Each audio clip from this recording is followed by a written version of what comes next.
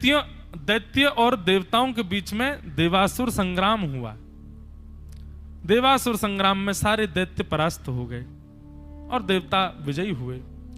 तब दैत्यों के गुरु शुक्राचार्य जी ने दैत्यों से कहा कि भाई, यदि तुम चाहते हो कि तुम देवताओं पर आक्रमण कर सको, उसके लिए ब्राह्मणों को बहुत प्रसन्न रखो। ब्राह्मण यदि प्रसन्न होकर के आशीर्वाद दे देते हैं तो ठाकुर जी भी एक बार को उस आशीष को ठुकराने में, उसको गलत साबित करने में 4 बार सोचते हैं। बोले एक ब्राह्मण ने दिया है, ब्राह्मण के मुख से निकला हुआ आशीष ठाकुर जी उसको कभी नकारते नहीं।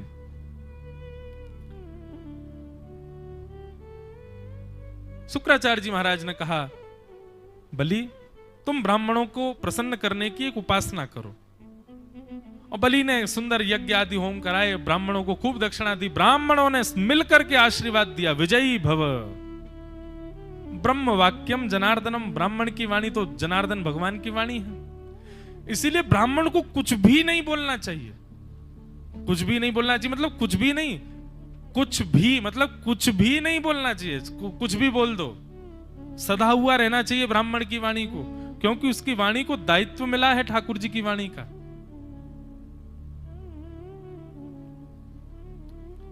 ब्राह्मणों को प्रसन्न किया, ब्राह्मणों ने आशीर्वाद दिया और ब्राह्मणों के आशीर्वाद से बलि ने स्वर्ग पर आक्रमण किया और उसमें देवता हार गए। तीनों लोकों को बलि ने स्वीकार कर लिया, अपना बना लिया। देवता मारे मारे फिर रहे हैं, कहां जाएं हम, हमारे लोक तो छीन लिया। तब देवता सब अपनी मां अदिति के पास गए। अदिति मैया ने जाकर के कश्यप ऋषि से प्रार्थना की कि मेरे पुत्रों का उनको अधिकार वापस दिलाइए, स्वर्ग वापस दिलाओ। तो बोले देखो, ब्राह्मणों के आशीर्वाद से बलि ने चढ़ाई की है, इसलिए ब्राह्मण के आशीर्वाद को तो हम नहीं नकार सकते। लेकिन कश्यप ऋषि ने पयो व्रत बताया और कहा कि देवी तुम इस व्रत को करो और व्रत करके भगवान प्रसन्न होकर प्रकट होंगे, तब भगवान से पूछना कि मैं कैसे क्या करूं, भगवान आज्ञा करेंगे, उससे कुछ ना कुछ संभव होगा।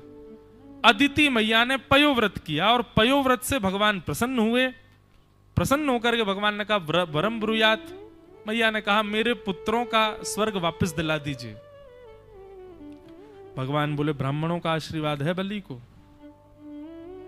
और यदि कोई ब्राह्मणों के समान, उन्हीं ब्राह्मणों के समान त्रिकालज्ञ, उन्हीं ब्राह्मणों के समान वैदज्ञ कोई ब्राह्मण यदि दूसरा आशीष दे तो ही उसके द्वारा, उनके द्वारा दिए गए आशीष निरर्थक हो सकते हैं।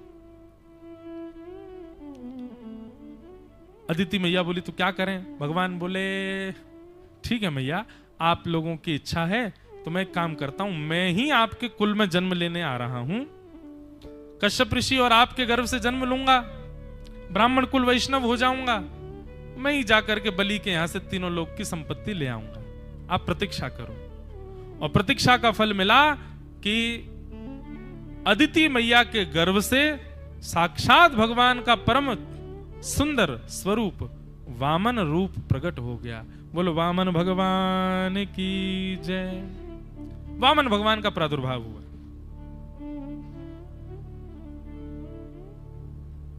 मतवारी जाकी चाल मेरो अदिति को लाल। बड़ी अद्भुत चाल है वामन भगवान की। उनका ज्यादा बाल्य रूप नहीं बताया, पर बताया कि जन्म लेते ही उनका यज्ञोपवीत हो गया, और यज्ञोपवीत के बाद गुरु को भिक्षा दी जाती है। बृहस्पति गुरु रूप में बैठे हैं, तो यज्ञोपवीत में नियम होता है जितने दर्शनार्थी आते सबके आगे। हमारे यहाँ तो ऐसे होता है, यहाँ के नियम विलग हो तो पता नहीं, हमारे यहाँ तो यज्ञोपवीत के पश्चात 5 दिन का पूरा क्रम रहता है। 5 दिन में यज्ञोपवीत होता है, तो वही पूर्ण, जैसे यहाँ अनुष्ठान से पूर्व आपने प्रायश्चित कर्म कराया, ऐसे यज्ञोपवीत में भी होता है। शिखा रखी जाती है, पूरा शोभ क्रिया होती है। 5 दिन तक, 3 दिन तक बालक जिसका यज्ञोपवीत, उसको पृथ्वी पर सोना है, कटी अपने ब्रह्मचर्य रूप में रहना है, दंड हाथ में लेकर के चलना है, झोली टांग करके रखनी है। बड़ा अद्भुत होता है यज्ञोपवीत संस्कार भी। ब्राह्मणों में तो दूसरा विवाह, इतना उत्सव होता है यज्ञोपवीत का। दास का भी हुआ था, बड़े आनंद से हुआ। हमारे गायत्री गुरु पूज्य श्री मलुक पीठ वाले महाराज जी, उन्होंने ही गायत्री मंत्र दिया। और दीक्षा गुरु पूज्य पिताजी महाराज जी। तो यज्ञोपवीत संस्कार में नियम होता है कि जितने लोग आए हैं, रिश्तेदार, नातेदार, अड़ोसी पड़ोसी, सबके आगे ऐसे झोली फैलानी पड़ती है और जाके कहना पड़ता है भिक्षाम देही माते भिक्षाम देही। और सब जो जो भिक्षा उसमें रखेंगे वो सब गुरुजी के चरणों में देनी होती है।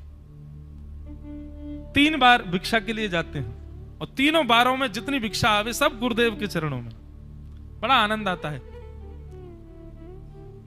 अब तो उसका और स्वरूप कहीं कहीं ऐसा हो गया, माताएं लेडी संगीत, रात भर वो संगीत होता है, बजाती हैं, गाती हैं।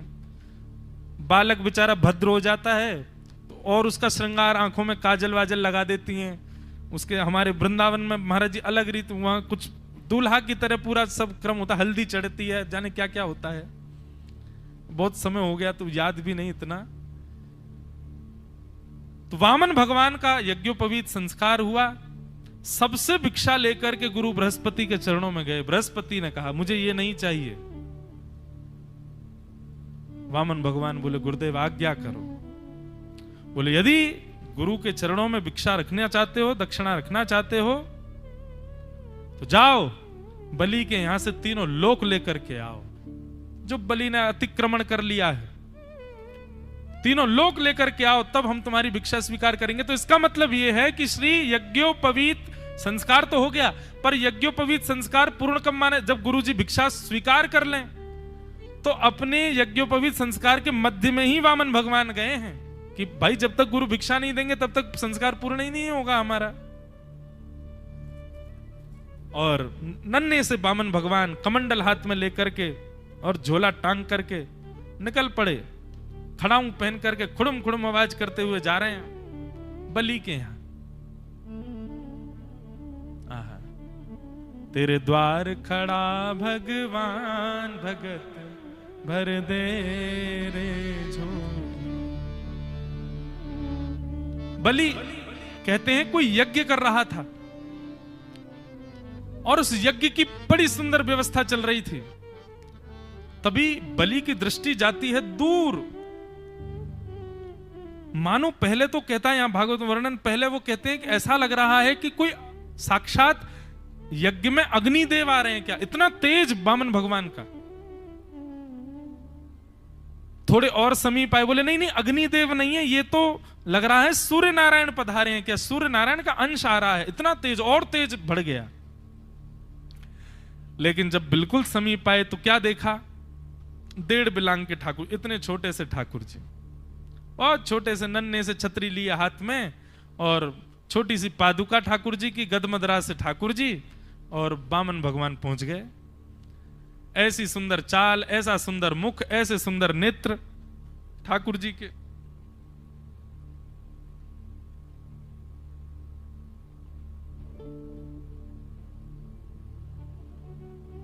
वामन भगवान आए।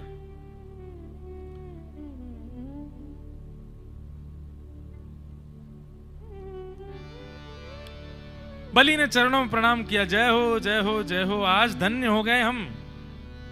बड़े बड़े ब्राह्मणों को तो खूब देखा, बड़े बड़े तेजस्वी लोगों को देखा, आज बटुक ब्राह्मण, नेक्से से ब्राह्मण, और उनका भी इतना तेज कि अग्नि की भ्रांति, सूर्य की भ्रांति हो रही है। प्रसंग तो बहुत सुंदर है, पर मैं कहूं सूक्ष्म में ही। बलि कहते हैं महाराज आप पधारे हैं, हम आपको कुछ भेंट करना चाहते हैं दक्षिणा स्वरूप, बताइए हम क्या दे दें। ठाकुर जी ने सब लेने से मना कर दिया। बलि ने खूब प्रलोभन दिए, बोले आप कहो तो मैं आपका घर बनवा दूं। वामन भगवान बोले घर में रहेंगे तो अकेले रहेंगे तो मन नहीं लगेगा, कैसे रहेंगे? तो वामन बलि बोले तो आप अपने माता पिता सहित रहना। बोले हम अकेले ही हैं, कोई नहीं है हमारा। तो बलि बोला तो आप कहो तो महाराज अब संग में रहने को तो मैं क्या, मैं ब्याह करा सकता हूं, आपका ब्याह करा दूंगा, सुंदर सी ब्राह्मणी कन्या से आपका ब्याह करा दूंगा, वो रह लेगी साथ में। बोले अच्छा ब्याह करा दोगे? बोले हाँ। तो ब्याह करा दोगे तो फिर पत्नी की बड़ी मांगे होंगी, वो कैसे पूरी करेंगे, हम तो कुछ करते धरते नहीं। बोले महाराज ऐसे ब्याह नहीं करूंगा, अच्छे कुछ द्रव्य आदि भी दूंगा, बढ़िया सामग्री सब दूंगा, आपकी खूब बढ़िया दे के भेजूंगा आपको, वर्षों तक तो वो उसी से काम चल जाएगा, फिर कुछ वर्ष बाद देख लेना आप, कुछ थोड़ा बहुत तो कमाओगे ही, और कमाई फिर असली तो तभी प्रारंभ होगी जब ब्याह होगा आपका, इसलिए ब्याह करो। बोले ब्याह हो जाएगा, पत्नी आ जाएगी, सब व्यवस्था आप कर दोगे, फिर बच्चे होंगे हमारे? बोले हाँ। बोले होंगे तो फिर 2-4 ही होंगे। बलि बोले अब वो तो महाराज आप जानो। बोले 2-4 बच्चे होंगे तो फिर उनको विद्यालय पढ़ाना? बोले वो हम पढ़वा देंगे, हमारे दादा गुरु, हमारे पर दादा हिरण्यकश्यप जी, उनका विद्यालय है हिरण्यकश्यप दानव विश्वविद्यालय, उसमें पढ़ा लेंगे आपके बच्चों को। ये बलि जो है ये प्रहलाद जी का परपौत्र ही तो है। भगवान बोले अच्छा तो बच्चों को पढ़ाने की व्यवस्था भी आप कर दो? बोले हाँ। अच्छा एक बात बताइए, जब बालक होंगे 4-5 बालक होंगे, एक आध उसमें से पधार गया तो? बोले पधार गया तो मतलब? बोले नहीं, पधार गया तो फिर तो रोना पड़ता है ना, बालक कोई घर का चला जाएगा तो रुदन करना पड़ेगा। बलि बोले रुदन का मतलब मैं समझा नहीं, आप क्या कहना? बोले मैं ये कह रहा हूं कि रुदन, बालक कोई पधार गया तो घर में रोएगा कौन? बोले महाराज बालक आपका तो आपको ही रोना पड़ेगा। वामन भगवान बोले जिस काम से रोना पड़े वो हमको नहीं करना, ना ब्याह करेंगे, ना महल में रहेंगे, ना कुछ, रोना पड़े ऐसा काम क्यों करना? बलि की तो इतनी श्रद्धा बढ़ गई, बोले कि महाराज दान तो इनको दे के ही रहूंगा मैंने ऐसा अकिंचन ब्राह्मण नहीं देखा। यहां यजमान खुले हाथ से देना चाह रहा है और ब्राह्मण मना कर रहा है। बलि की ऐसी निष्ठा हो गई। लेकिन दूर खड़े शुक्राचार्य जी तिरछी नजर से देखने लगे, बोले ये कैसा ब्राह्मण है भाई? बलि ने सब व्यवस्था के लिए कह दिया, फिर पीछे हट रहा है। रुको। तुरंत नेत्र बंद करके महाराज जैसे ही देखा तो वामन रूप में ही शंख चक्र गदा पद्मधारी साक्षात ठाकुर जी का दर्शन। तुरंत शुक्राचार्य जी दौड़ करके गए, बलि का हाथ पकड़ करके पीछे खींचा। बोले बलि हम तुम्हारे गुरु हैं, हमारी आज्ञा मानोगे? बोले गुरुदेव आपकी आज्ञा सर्वोपरि है, कोई दान पुण्य नहीं करना, कुछ नहीं देना, इनको बोल दो कोई दान वान नहीं देना, आप जाओ। बलि बोला महाराज मुझे दान की शिक्षा आपने ही दी है और आप ही कह रहे हो दान देने से मना कर दे, ऐसा मत कहो भगवान। बोले देख तू हमारा शिष्य है, हम तेरा भला चाहते हैं, हम तुझे स्पष्ट कह दें ये ना तो बामन है ना त्रेपन है, ये साक्षात भगवान है, ये कोई बालक नहीं है। और सुन ये 3 पग जमीन मांगेंगे तुझसे, और नहीं विश्वास तो तुम पूछ के देख ले, ये 3 पग जमीन मांगेंगे। बलि लौट करके गया, चरणों में प्रणाम किया, बोले भगवान कुछ तो मांगना पड़ेगा, और प्रलोभन दिए। वामन भगवान सुनते सुनते अंत में बोले अच्छा ठीक है तुम देना चाहते हो तो एक वस्तु दे दो। बोले क्या? 3 पग जमीन दे दो। 3 पग जमीन नाम सुनते ही बलि तो गुरुदेव की तरफ देखे, लेकिन वो प्रसन्न हो गया। बोले क्यों? बलिहारी गुरुदेव की जो मुझे गोविंद दियो बताए। हे गुरुदेव बलिहारी आपकी, आपने मुझे बता दिया ठाकुर जी है मेरे द्वार पे। चरणों में प्रणाम किया। बोले भगवान 3 पग जमीन, आपकी बात तो ठीक है पर ये कैसे संभव है 3 पग जमीन? वामन भगवान बोले पहले पूरी बात सुनो, 3 पग जमीन चाहिए और हमारे पैर से ही नपी हुई चाहिए हमको। बलि बोला चुल्लू भर पानी में डूब जाऊंगा मैं, त्रिलोकी का साम्राज्य है मेरे पास, 3 लोकों का राजा मैं, उससे आप 3 पग जमीन, वो भी आपके पैर। महाराज मेरे हाथ हथेली बराबर तो आपका पैर भी नहीं है, 3 पग तो आप मेरी हथेली पे ही चल जाओगे, इतनी सी जमीन और त्रिलोकी के स्वामी से मांग रहे हो आप।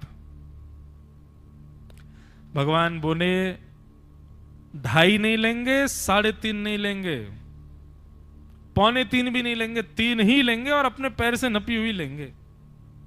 देना हो तो दो, नहीं तो हम जा रहे हैं। बलि लौट करके आया, बोले भगवान गुरुदेव आपने बड़ी कृपा करी, भगवान है पर ये 3 पग जमीन के लिए क्यों पीछे पड़ रहे हैं? शुक्राचार्य जी बोले तुमने 3 लोक हड़प लिए हैं देवताओं के, तुमने जैसे संकल्पित किया कि मैं 3 पग जमीन देने का वरदान देता हूं, ये तुरंत विराट हो जाएंगे और इनका 1 पग ही इतना बड़ा हो जाएगा कि 2 लोग तो उस 1 पग में आ जाएंगे, दूसरे पग से ये तीसरे लोक को नाप लेंगे, और तीसरा पग रखने के लिए कोई जगह ही नहीं बचेगी, सबको 2 पग में नाप लेंगे। और जब तीसरा पग रखने के लिए इनके पास कुछ नहीं बचेगा, तब ये तुझको बंदी बना करके नरक में भेज देंगे। क्यों? दान का संकल्प करने वाला यदि पूर्ण ना करे तो नरकगामी होता है। ये सारी योजना है देवताओं की और परब्रह्म की। मैं तेरा गुरु हूं, तुझे समझा रहा हूं, मत दे। लेकिन प्रहलाद जी के वंश का बालक है बलि। बोले महाराज, यदि ये ब्राह्मण है ना तो 3 पग जमीन ही लेकर के जाएगा, और यदि ये परमात्मा है तो मुझे भी लूट ले जाएं, मेरा पूरा साम्राज्य ले जाएं, मुझे कोई चिंता नहीं, पर मैं दान देने से मना नहीं करूंगा। बलि चला गया। बोले ठीक है महाराज, मैं 3 पग जमीन देता हूं। जैसे ही संकल्प करने लगे, शुक्राचार्य जी कहते हैं कि उस संकल्प के उस जल झारी में जाके उसकी तंतु में बैठ गए, तो जल ही नहीं निकलेगा तो संकल्प ही नहीं होगा, अपने शिष्य को बचाऊंगा मैं।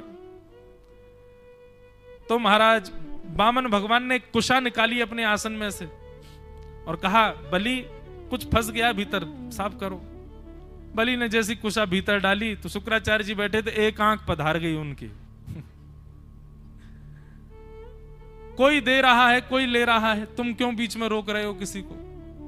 दान आवागमन चलता रहता है। हम कौन होते हैं किसी को जाके समझाने बताने वाले? मत लो, या इसको ये मत दो, या ऐसा मत करो। जैसे ही जल हाथ में दे करके संकल्प किया कि 3 पग जमीन देता हूं, प्रद दे, जैसे ही कहा भगवान तुरंत विराट हो गए, विशाल रूप धारण कर लिया। एक पग से 2 लोकों को नाप लिया, दूसरा पग बढ़ा करके तीसरे लोक को नाप लिया। तीसरे लोक में जैसे ही पग पहुंचा ठाकुर जी का, ब्रह्मा जी ने तुरंत कमंडल में से जल लिया और जल लेकर के भगवान के चरणों का प्रक्षालन कर लिया। वही प्रक्षालन होकर के भगवान के सुंदर चरणों में से जो जल था वही ब्रह्मा जी के कमंडल में आया। वही ब्रह्मा जी के कमंडल से जब पृथ्वी पर भागीरथ की तपस्या के कारण वही जल आने लगा, तो महादेव ने अपनी जटाओं में धारण कर लिया, और जटाओं से वही जल भगवान श्री नारायण का चरणों का सुंदर रसामृत, वही जल हिमालय से बहता हुआ पृथ्वी को पावन करने, पवित्र करने के लिए पधारा। वही है गंगा। बोलो गंगा मैया की जय। वामन भगवान के 2 पग से 3 लोकों को नाप लिया, तीसरा पग रखने के लिए कुछ नहीं बचा। आज्ञा कर दी शेषनाग को, जाओ बलि को बंदी बनाओ। इसने 3 पग जमीन देने का वरदान दिया था। बलि को जैसे ही बंदी बनाया, बलि चुपचाप बंधन में बंध गया।